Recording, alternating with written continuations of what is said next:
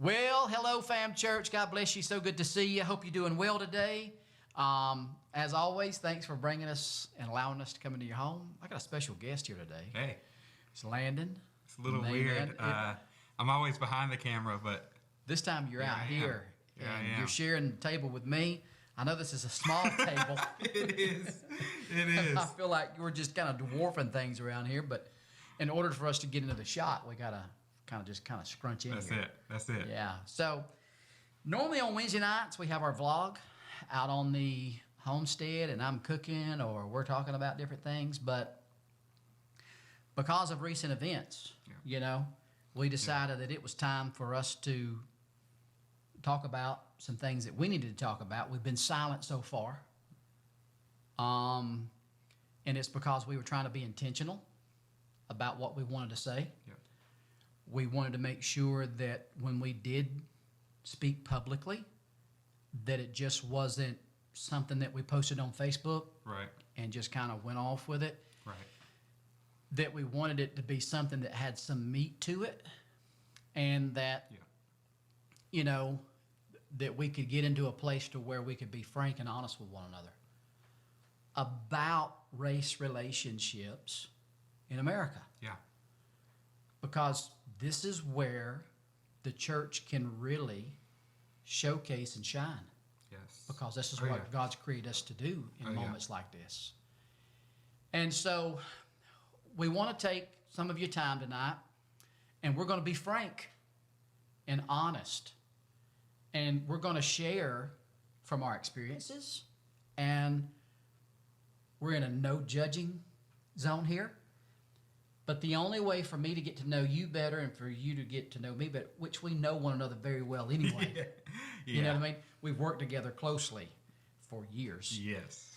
And for those of you that don't know, Landon is our youth pastor here, and he's in charge of all of our communication. And Landon done his internship with me several years ago, and then I hired him right out of school. Immediately. And so, and people say, your first hire at Fam Church was a person of color? I'm like, yep, but that never entered my mind. Right. I said, this guy's good. You know what I mean? He's good at what he does. Got me smiling on camera. That's it. He's good at what he does. I'm hiring him because he's good at what he does. Well, thank you. So you're welcome. And so, and we've had time and occasions to talk as we have worked together. Yes. And have developed a relationship over the years. But obviously, what's going on now in America has taken everything to the next level. Right. Right. So I thought we Right. would take some time tonight and just go over, there's no way we can handle every part of race relationships in America. Yes. It's just too big of a topic. Right. Right. But you and I sat down beforehand and said, look, here's some areas where we feel like would be most constructive Yeah. to talk about it. Yes. So we're going to talk about three areas tonight. Police brutality, and we're going to talk about the political angle, and then we're going to end it by what we would like for the viewers to walk away with Right. at the end of the night. Right.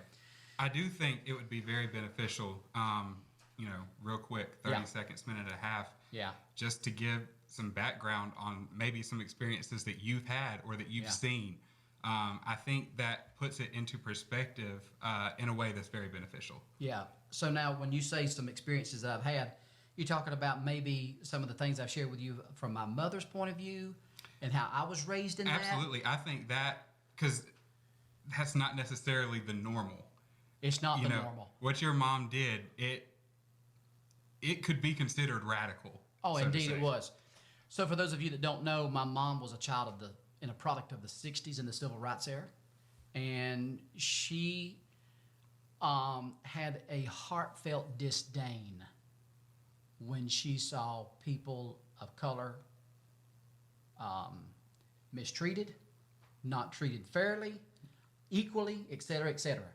Now, she came out of a product that was very racist. Right.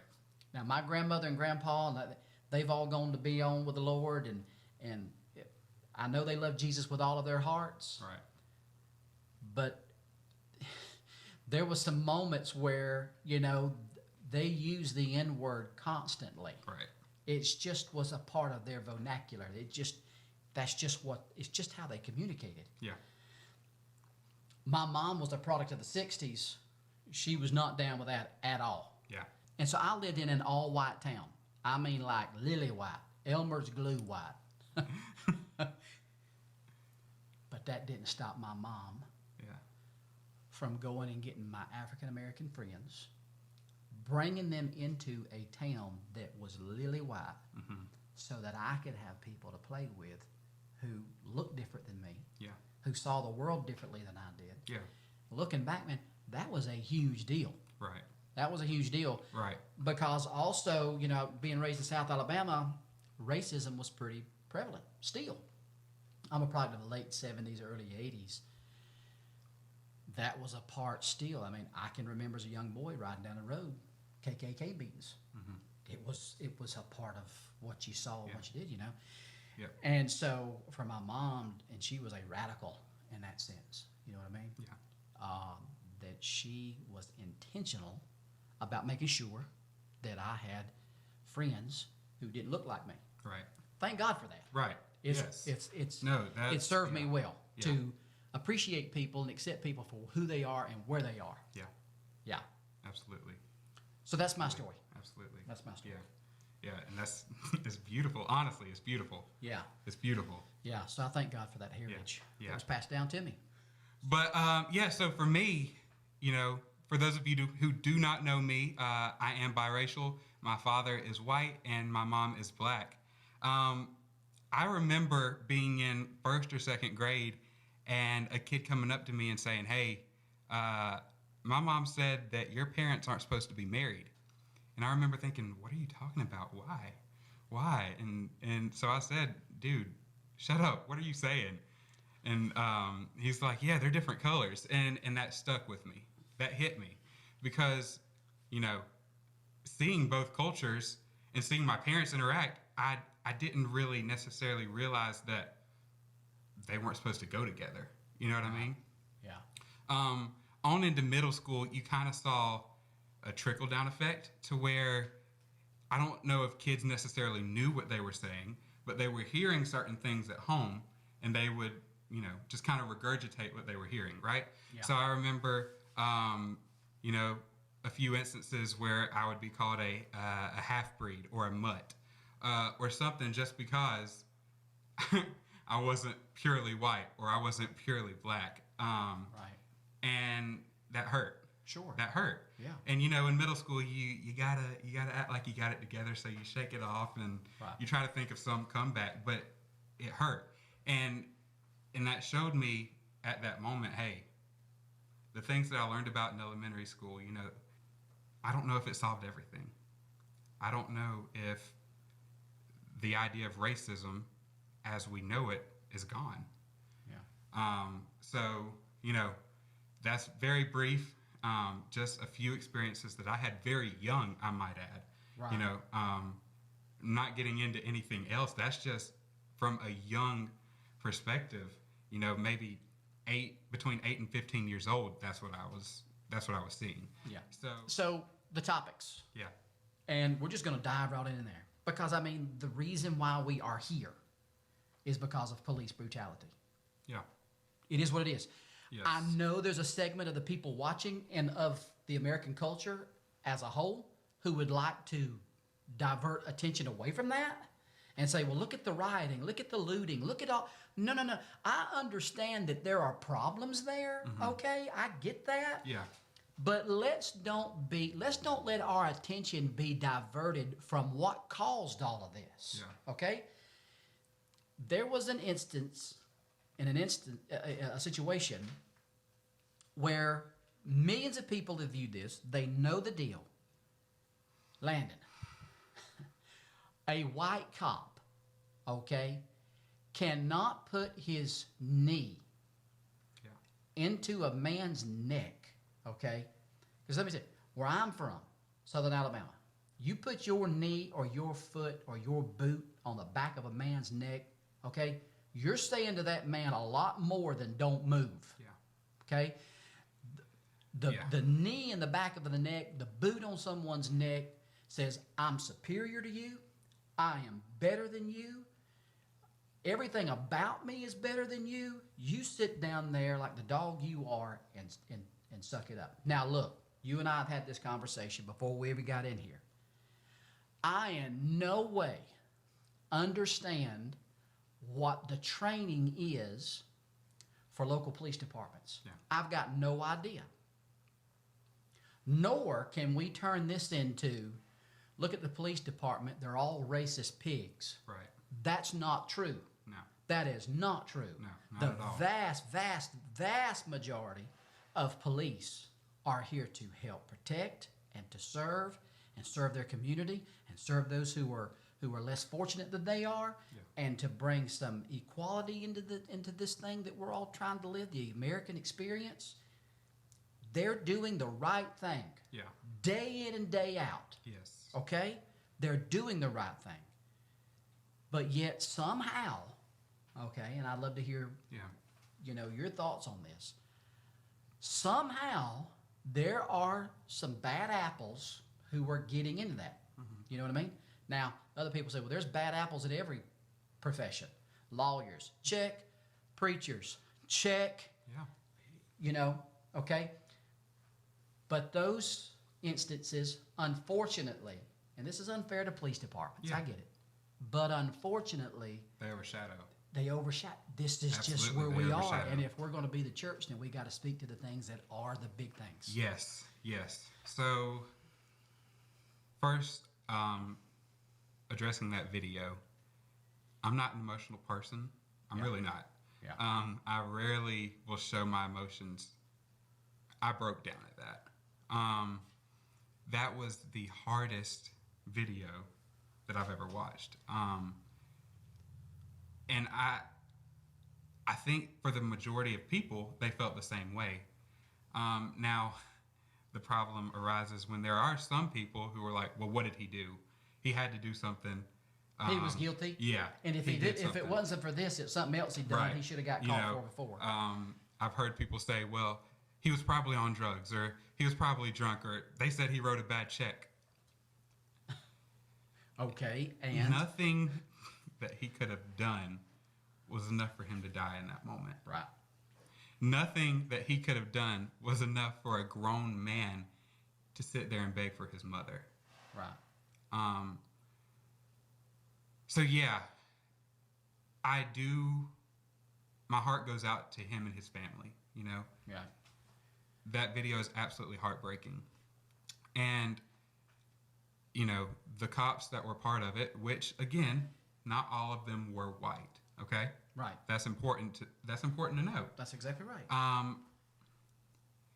And the bottom line is, though, the black community is hurting from this. Right. And things are coming to the surface, and more and more, we're hearing more and more stories because of social media anyway. Right. Okay? And this is something that we have to address right now. Yeah. Right now. So, yeah, I totally agree with you that not all cops are bad. No way. I know so many guys, and they are absolutely amazing. Right. There's one that goes to this church. He would give you the shirt off of his back. He is a good dude. He is a great guy. It's not all cops are bad. I really like what my little cousin wrote. She said, not all cops are bad. Not all black people are thugs. Not all Hispanics are immigrants. Right. And Imagine but that just goes to show. I mean, she's 14 and she's hearing these stereotypes. They've been around forever. Yes. Okay. And they're going to continue to be around. Yes. But we as the church have got to speak up against this stuff and say, Exactly. We can't do this no more. Exactly. We have got to stop this madness. And so when there is a blow up like we're having now, Right. okay, this dude has got to be brought to justice. Absolutely. Okay? Absolutely. Now, you and I have been having conversations about this. Mm-hmm. Something's up. I mean, we talked about this. Autopsies come out and says, nah, he didn't. Yeah. He wasn't murdered. And I'm thinking, We all saw the video. I said, oh, well, if Everybody you know, saw and it. so I said, well, he wasn't murdered. And so, you're looking at that, you see the video. Yeah. The autopsies come out, okay, and they say he wasn't murdered. Well, I told you, I said, well, listen, in a court of law, this guy's getting off because he did not murder him. Right. Okay? And in a court of law, you deal with facts. Right. Okay? And according to the autopsy, the facts are that his knee being on the guy's neck, quote unquote, did not lead to this guy's death. There Right. were other things. There was drugs in the system. There was this. I there think was they that. mentioned a heart attack or He something. he had hypertension, clogged arteries. All this stuff contributed to the man's death. The Right. stress of it all that. Right. Well, the family then says, well, let's have a second autopsy. And then they find out that he's been murdered. And then they go back to the guy who done the original autopsy, and they change their story. findings. Yeah. I'm like, this They is changed their this is story. bananas. It's nuts. It's nuts. Who conducts themselves like this? Is bananas. What I do not understand, and I don't think I will ever understand, is how somebody in their mind thought that they were going to get away with that. It makes no sense. With millions upon millions of people watching that video, Yeah. and then saying, you know, I think we can fake our way out of this. I think we can lie our way out of this. They had to have known they was gonna get caught in that. Exactly. I mean, goodness sakes. And let me tell you what that does too is now we don't know what to trust anymore. Well, that's the problem, Landon. Right, in that when the African American community sees police brutality, it reinforces the stereotype that all cops are bad. Yeah.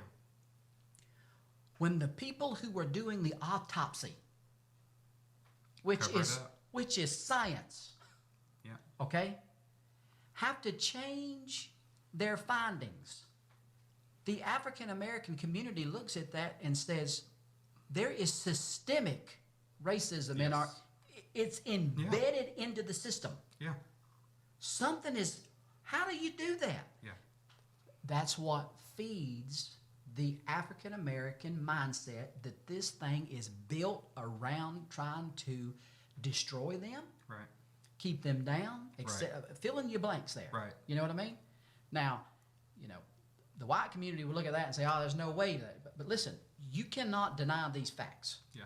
That man's knee was on his neck. And again, going back to police brutality, I don't know if that is a trained way that police departments To keep someone down. to keep them down. In other words, to make sure to keep them down may not be the right metaphor. Subdue them. Yes, to make sure that they're not going to be a threat to themselves or to others. Right. I get that cops have got to do that. Yeah. And they've been empowered to do that. Yeah.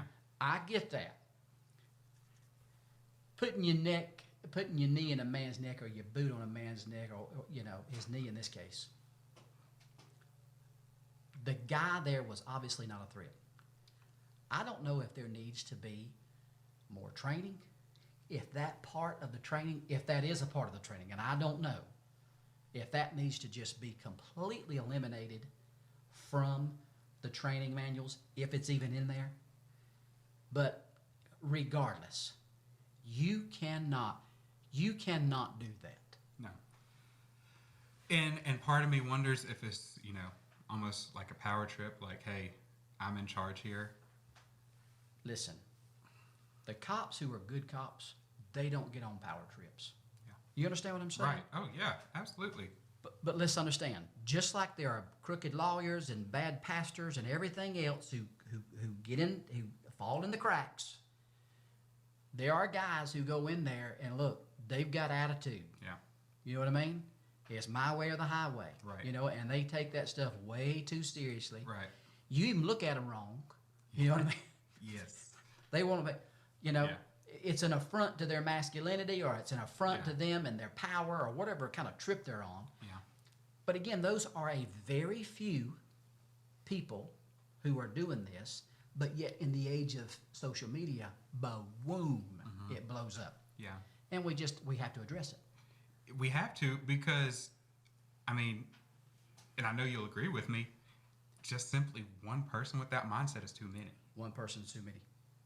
How many people more have to die? How many people have to die? Well, here's the part that I don't understand, right? Is that now that all this has come out, it was discovered that this dude, this cop, Yeah. had a long history Yeah. of complaints against him where he had been too rough. Yeah. Okay? What's wrong? Okay? How does this thing fall through the cracks to the point to Right. where you get repeatedly wrote up, repeated complaints, over and over and over and over again, and pretty soon you get a file that's as thick as Sears and Roebuck catalog, Yeah. and you haven't been fired yet? Right. What in the world? What has to give? I mean, What has to give? I've been fired for less than that, and I've never, listen, I ain't punched nobody. Right. You What know what has I to mean? give? What has to give? Something is amiss here. Yes. You know what I mean? Yeah. Something's amiss where a guy can just continuously have complaints written against him, and it's just they just turn a blind eye to it. Yeah. I do not understand that. No. Because then all of a sudden when it does blow up, now everybody's got egg on their face. Yeah. And it was so unavoidable. Yes. It was unnecessary. These police department, they don't have to go through it. If I was the chief of police, you know what I'd do? Tomorrow, you know what I'd be? I'd be in there, I'd be pulling out that filing cabinet, I'd be going through them files, I'd be looking like, yep, he's fired. Yep, he's fired. Something's up with somebody who constantly gets complaints. Now listen, Yeah. obviously there has to be, from the police standpoint, there has to be somebody who can fact check that stuff, because you know as well as I do that there are citizens in America who are nuts. Yeah. Oh, yeah. And they're going to turn around and Oh, yeah. file false reports and he pulled me over and I was only doing 36 and a 35 and he had an attitude, and no, you're the one with the attitude. Yeah. You deserve that. And if I was, I'd give you a ticket for doing 35 and a half miles an hour. Right. You deserve it because your Right. attitude sucks. Yeah. Knock it off. Yeah. But I'm talking about serious deals. Them people's got to go. They have got to go. Yeah. They're doing an injustice to our communities. Yes. I completely agree with that. Yeah. 100%. I mean, like I said, just one is too many. Yeah. Yeah. Just one is too many. Absolutely. Well, let's go to the second of three. This one might fire some people up. This might fire some people up. Getting a little hot in here. Topic number 2. Politics. Yeah. Politics. Politics gets injected into everything. It's in everything nowadays. Yeah. I mean, I have been preaching on it for since this thing started, the whole pandemic thing. Yeah. Now this situation has become politicized. It has. It truly has. It truly has. We got to stop. The church has got to stop. Yes. Let me just start off by saying this, and then we could go on with this. When all this started, I said, I'm going to see how many times Jesus went, and hung out with political figures, down at City Hall. You know how many times Jesus was down at City Hall? Zero. Until he got arrested. Right. Okay, and was forced to go into Right. Jesus avoided City Hall. Right. Okay, now listen. You and I talked about this off camera. Yeah. We understand that there has to be teeth in the legal system to make things work. There has to be. Yes. The civil rights legislation that was passed back in the 60s, okay, would have not been as productive as it was had it not been. So let's give credit where credit is due, because this ain't a dump on America session. Right. Okay? Because every culture around the world has had slavery and racism. Yes. Every one of them. Yep. There's only been a few who's tried to come out of it, of which America is one. You take the civil rights thing going on too, back in the 60s. There wasn't many female judges back then. Certainly wasn't many African American judges back then. It took white male judges to put teeth, legally speaking, into the civil rights bill that said, we're not going to act like this no more. Right. You're not going to do that anymore. And if you do, I'm putting your butt in jail. Right. Okay? Right. So I'm not dismissing the fact that there has to be City Hall has to be involved in some In some area, way. in some way. Yeah. But laws are not going to change the human heart. Exactly what I'm thinking is a law isn't going to change someone's heart. Nope. Because when you get down to the nitty gritty and the root of it, race issues are a heart issue. Okay? Yes.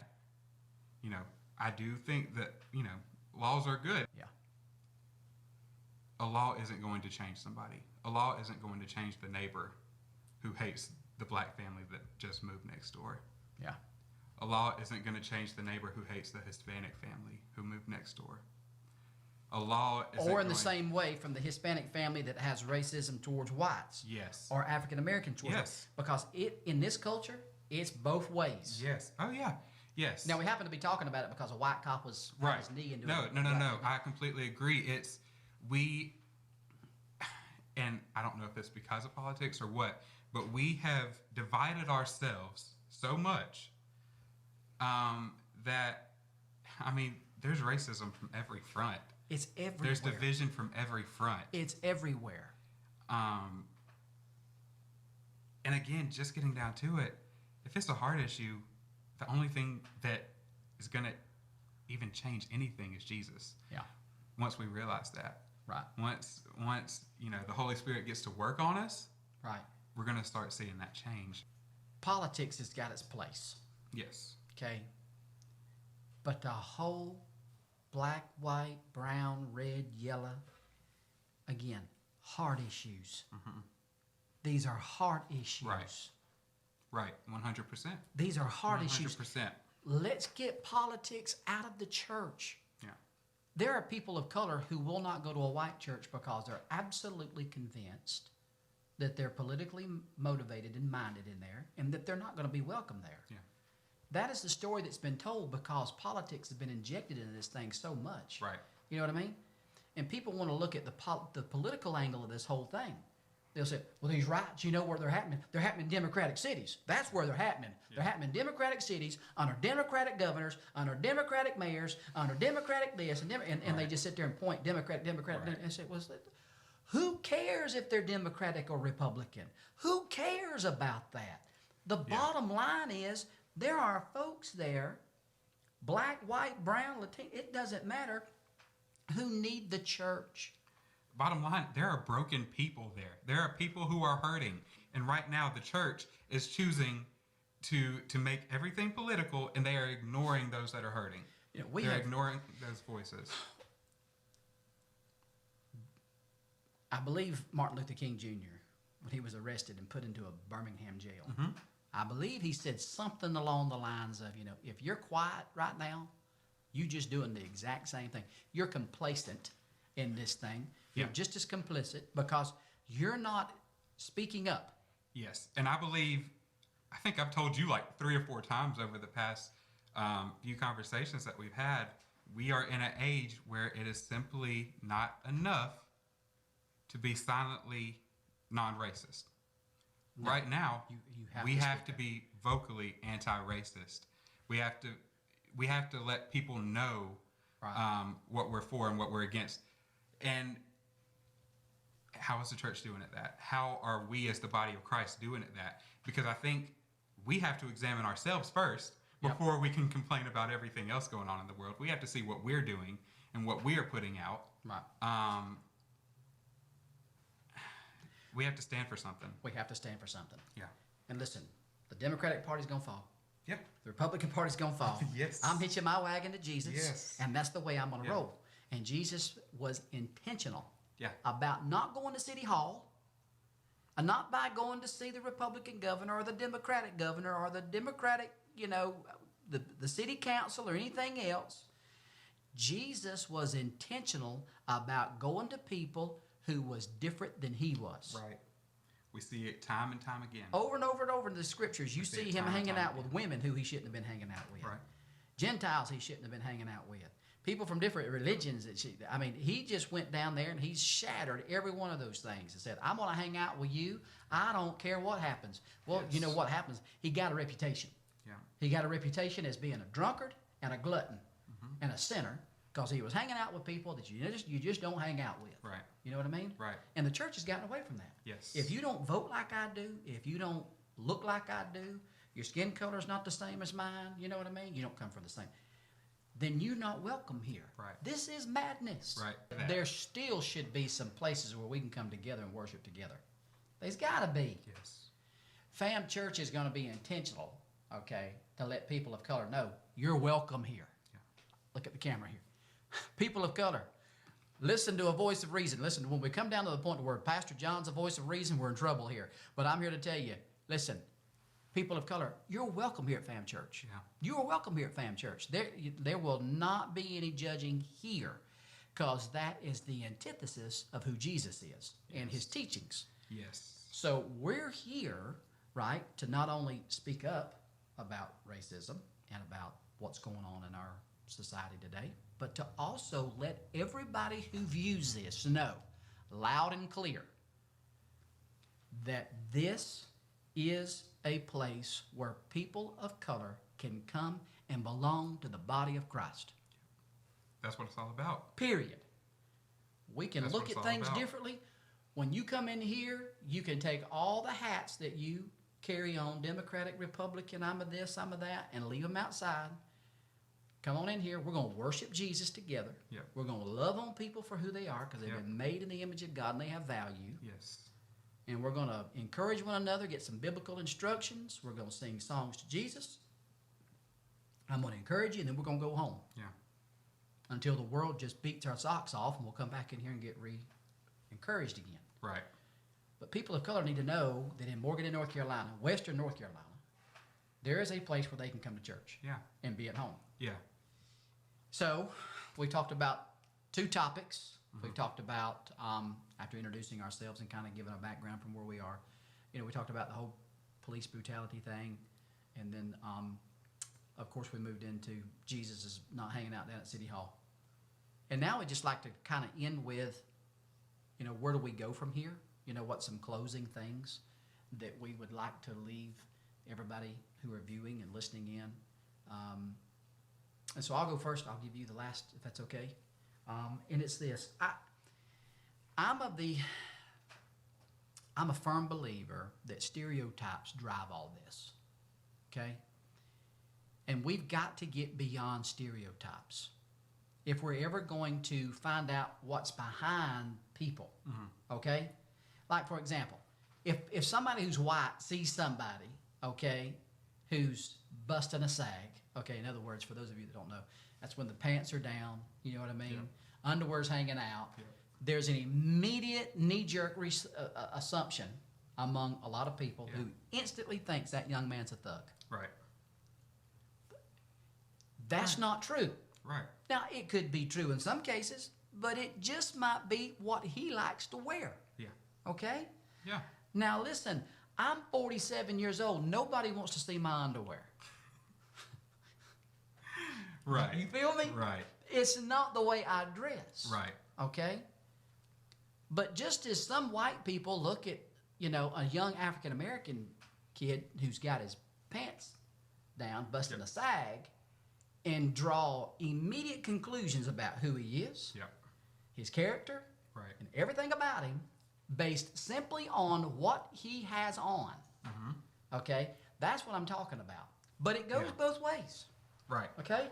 I mean, there's knee-jerk assumptions in all races to where when they see a white guy, okay, and I hear I hear black comedians talk about it all the time, golly gee and stuff like that.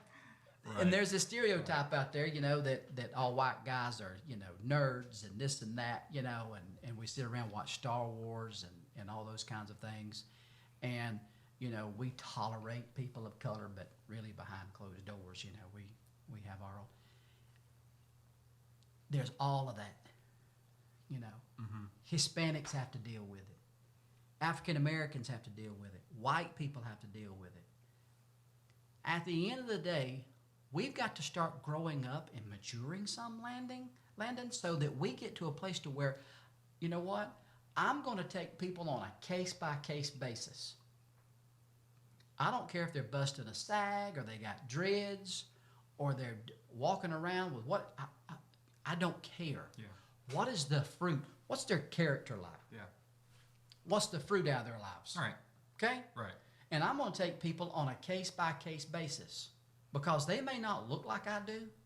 They may not dress like I do. They may not have any of that going on. But down below, down deep inside of them, okay, they are fine, decent people. Yeah. Yeah. That's where we've got to get to. Right.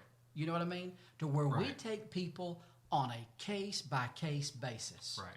That's the only, Jesus, when he would go to people, man, it was one-on-one. Yes. And he dealt with a heart issue one-on-one. That's what we've got to do. Yeah. Again, City Hall's got their place. But praise God, the church has got her place. Yeah. And I'm not going to have knee-jerk assumptions on people based on how they dressed or how they look. I've got to take people on individually, who they are, okay, and how it is that we interact. I want you, and you know this, around me, you be you, Yeah. okay? Right. You know I'm going to be me. We know. We know. We know. That's the way that, you know what I'm saying? Yeah. And so I expect people to receive me and give me the same courtesy, Yes. okay? Yes. So at the end of the day, that's what I would like for, you know, for our society to start moving forward to. Mm-hmm. Is that it's, you know, we take people at face value and we start loving God and loving our neighbor. Yeah. And doing things the right way. Yeah. Yeah. That's what I'd like to see happen. I want to see conversations. I want to see hard conversations. A lot of people don't even necessarily realize they might have these stereotypes that you're talking about. We need to have these conversations and bring some stuff to the surface, okay? We have to examine ourselves. I said it earlier, as the church, we have to look at what we are doing. We have to look at what we are putting out. What fruit are we producing? Yeah. What is our heart Yeah. saying? Yeah. Repentance. There should be repentance. You've preached about it for, feels like the whole pandemic. Yeah. Reconciliation. It's necessary. Yeah. Right now, it's necessary. Yeah. So yeah, if there is anything that I really, really, really want to see come out of this stuff, it's a deeper understanding, a willingness to learn, a humbleness on every side, to say, hey, I might not have it all right. Ask questions. Yeah. Talk to people. Like me and you are doing right now, like we've done all week long. Right. We're getting to understand each other's side of things. Yeah. And I think that through that, you know, we could get somewhere. And as the church, you know, we said earlier that the Holy Spirit is the only thing that is going to solve this. As the church, we're the hands and feet of Jesus. What are we doing? Yeah. What are we doing? There is a video that has been going around this past week, and I absolutely, absolutely love it, of this cop in Flint. And, you know, they were out there protesting. He puts down all of his gear, and he says, hey, what do you want from me? And immediately a chant starts. Walk with us. Yeah. Walk with us. Yeah. That's it. Yeah. Walk with us. Right. Do life with us. Right. Take the time to know us. Right. Take the time to get to know us. Talk to us. Yeah. Walk with us. I love that. That moment was so symbolic. You know, they had white cops, they had black cops, they had white protesters, they had black protesters, all walking in the same direction. Right. I think one day we could all walk in the same direction. I think so. I think that day is coming. Hope so. And I would like to see the church at the forefront of that, pushing through, breaking barriers, being willing to explore ideas that make us uncomfortable, right? Right. I think a lot of people They stay silent on these things because it's uncomfortable. It's weird, you Yeah. know. I don't know if we didn't know each other as well as we do, could we have this conversation? No way. It's No way. uncomfortable. But here's the thing. I know you. Yes. You know me. Yes. We've developed a relationship Yes. to the point to where I can say things to you, Mm-hmm. okay, that's from my own experience. Yeah. And you're not going to lay an egg over that. No. Because you know where it's coming from. Right. Right? Now, if I just went over, if I put out an ad on Facebook and had somebody come in who didn't know me, okay, and didn't know my motives, Right. this wouldn't be going like No. this. There's no. Okay. No. And the thing about it is that we've got to get to a point to where we get to that place. Because I share with you, and a lot of people know this too. You know, I saw this thing, LeBron James. Mm-hmm. Okay. Here's a guy who makes tens of millions, maybe $100 million a year. Yes. Big money. Yeah. Okay. He is the pinnacle, and is at the pinnacle of success here in America. He's considered one of the greatest athletes of our generation. That's exactly right. And people admire him Yes. by the tens of millions. Yep. Okay? They sell out arenas everywhere. When he tours with the NBA and he goes from city to city, they sell these arenas out by the tens of thousands. Yeah. People pay money, drop $100, $250, $500, $1,000. It doesn't matter to watch LeBron James play basketball. Yeah. Okay? And yet a man like that, who seemingly has got everything, said something to the effect this past week of, how come Americans don't like us? I'm like, what? How come Americans? And at the end of the day, here's a guy who's got everything, but at the end of the day, doesn't feel like he belongs here. And that's heartbreaking. That's not cool, man. That's heartbreaking That because was I not want cool. I want you to consider this guy. He's got fans. He's got he's got everything. What about the people who don't have that? How do they feel? Hopeless. How do they feel? They feel absolutely hopeless. And as the church, we have to address that. Yes. What are we doing as the church to address that? Well, that's what I'm saying. So you made the statement, you know, that we gotta lay it down. That guy took off his baton, took off his gun, took his whole belt off, dropped it. I'll walk with you. I'm telling you, if you guys have not watched that video, it is so incredibly powerful. It is. It's a big deal. It was such a powerful moment. He laid down everything he had that was protecting him, Right. so that he could prefer his brother over himself. That's right. Now listen, that spoke volumes to the African American community. Yes. Absolutely, Yes. it did. Yes. Okay. Yeah. There was some bridge building Yes. right there. Yes. Okay? And if at the end of the day we can walk with people of color, okay? Because at the end of the day, people of color need to know that white folks are with them. Yeah. They need Yeah. I don't know what's going on there, Landon, but I just know that people of color need the affirmation of the white community. I'm gonna They say. just do. Yeah. I don't know. It's like we are brothers and sisters in humanity, and it's like I mean no disrespect by this, but Yeah. like my little brother, he needs my affirmation. Yeah. You know what I'm saying? Yeah. And people need that. And I need other people's affirmation. And for whatever reason, people of color, not all of them, and I don't want to overgeneralize, but they need to know, now so more than ever, Yes. Yeah. that we affirm and that we're going to walk with you, that we got you, and that we're going to Yes. that we're going to do the right things. Yes. Yeah. And you reminded me, yesterday, everybody's posting stuff on Facebook. Yeah. But my dad posted something, and it really captured my attention because, everybody's saying Black Lives Matter, and then people are combating that with All Lives Matter. And my dad, he summed it up so perfectly. And if I can't, I wanna find that real quick because Yeah. it was so powerful what he said. Yeah.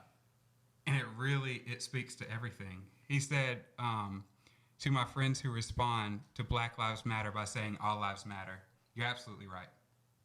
All lives do matter. That's right. We know that. That's right. We know that.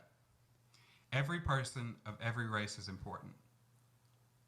But the statement, Black Lives Matter, is one that still needs to be made because, frankly, to far more people than we want to admit exists in today's society, Black lives don't matter. Until we all see that, I don't see much chance of the situation changing. That's right. Right now, there is a part of our nation who is hurting. Right. It's not the time to tell them they're wrong for hurting. Now, there are some things going on that are absolutely wrong. Yes. Of course. There are things going on that in no way are bringing reconciliation, okay? Yep. But there are people hurting. Yep. Now's not the time to tell them they shouldn't be hurting. Right. Now's not the time to share that. No. For the reasons that we have been addressing here, the African American community feels like they're under attack. They feel as though they don't belong. Yeah. They feel as though that this country is against them. Yeah. And yes, all lives matter.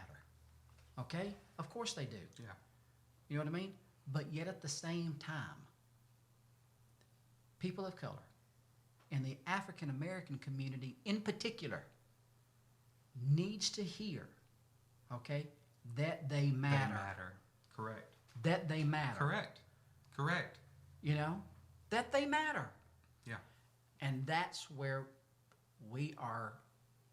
That's where we are. Yeah. As a church. Yeah. From the lead guy down, the African American community matters. Yes. Absolutely. Was it Landon? Oh man. John, This- thanks for spending some time with me I today. think we went on and on and on, but I well, truly, listen, I think people's gonna. I think truly they'll hope get that along. that means something. You know, spark a conversation. If you are clueless on these matters, you know, talk to somebody. Do your own research. There are so many resources out there. You know, just be willing to learn something and expand your knowledge. Realize, hey, I might not have it all together, and hey, that goes for anybody. Anybody. That goes the same. We all got That's room for for anybody. growth. We all got We room for growth. all have room for growth. Yeah. And I think at this time in our history, Yeah, we can all grow some. I think so. I think I so. hope so. Yeah. Hey, Fam Church, all the viewers, thanks for taking the time to check out this special Wednesday night deal. We'll get back to vlogging later on, but with everything going on, we thought we needed to talk about this. Yeah. You and I needed to get on camera. Yes. Let people hear from us. Yeah. And, you know, God bless y'all. Thanks for taking the time to tune in. And we value you. And Landon, I'll see you, tomorrow? Tomorrow. All right, Fam Church. Bless y'all. Landon, tell them adios. All right. We'll see you guys. Take care. See y'all.